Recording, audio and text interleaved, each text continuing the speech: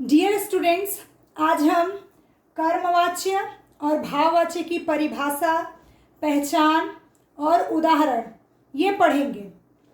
कर्मवाच्य कहते किसे हैं?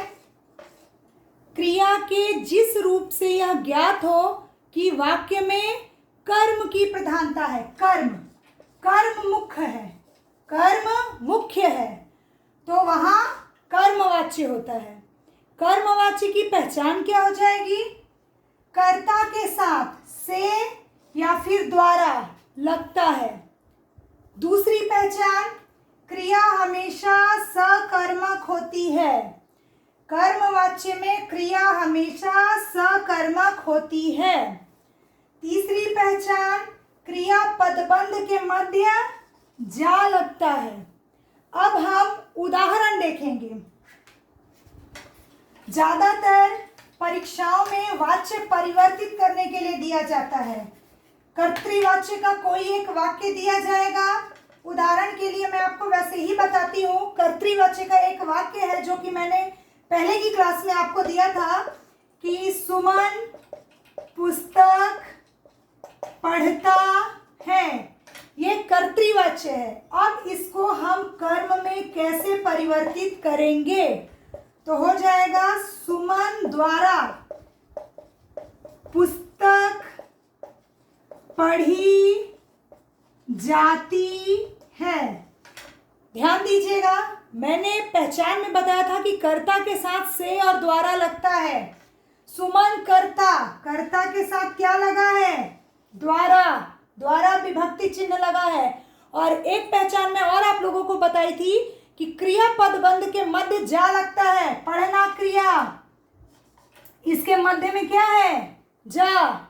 क्रिया पदबंध के मध्य में लगा है हमारा जा।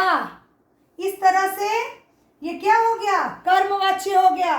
और क्रिया भी सकर्मक है।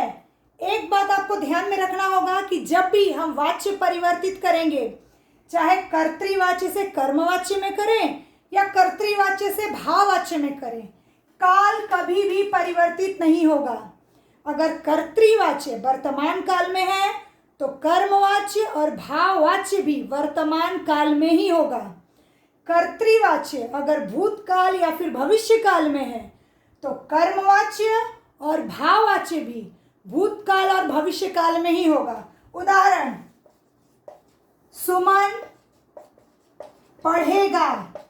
यहाँ पे वर्तमान काल पढ़ता है, लेकिन पढ़ेगा इसको मैं ऊपर लिख देती हूँ ताकि ज्यादा अच्छे से आप समझ पाएंगे। सुमन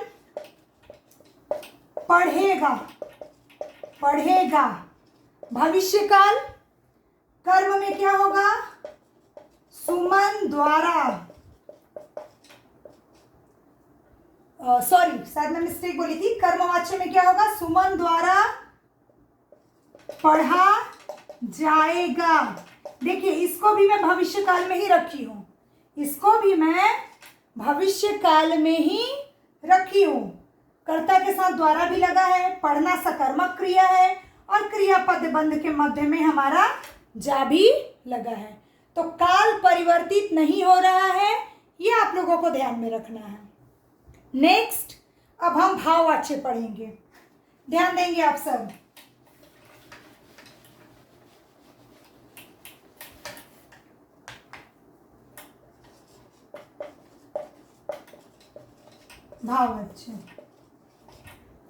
भाववाच्य की परिभाषा क्या होगी? सेम वही परिभाषा है कि क्रिया के जिस रूप से यह ज्ञात हो कि वाक्य में भाव की प्रधानता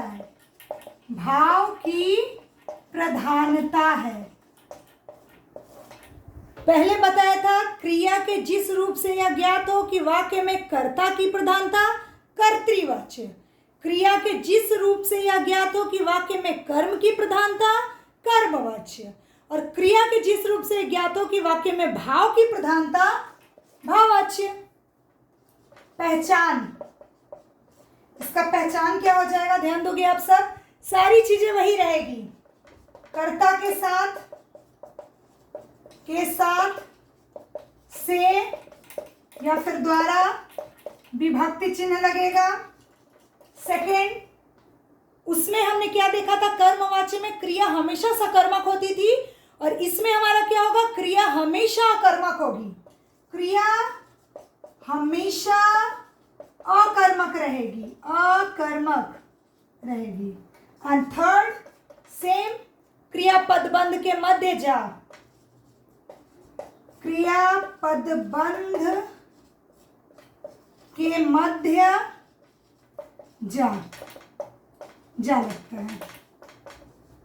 कर्मवाच्य और भाववाच्य की पहचान सभी समान है, सिर्फ क्रिया को छोड़ करके। कर्मवाच्य में क्रिया सकर्मक और भाववाच्य में क्रिया अकर्मक, ये ध्यान में रखना है।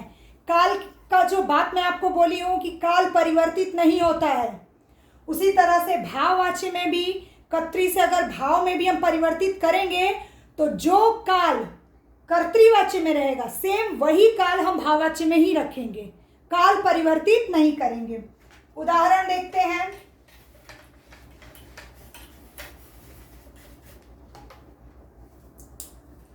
उदाहरण फिर मैं वही परिवर्तित करके ही उदाहरण दूंगी। पहला जो है वो मैंने कर्तृ का उदाहरण दिया था, सुमन चलता है, चलना चूंकि अकर्मक क्रिया, सुमन से या फिर द्वारा चला जाता है। कर्ता, कर्ता के साथ से या फिर द्वारा कुछ भी लगाओ आप। उसके बाद चलना अकर्मक क्रिया, अकर्मक क्रिया पदबंध के मध्य जा भाववाच्य। क्लियर? इससे संबंधित जो उदाहरण है या फिर कार्य है वो आपको PDF फाइल में दिया जाएगा। धन्यवाद।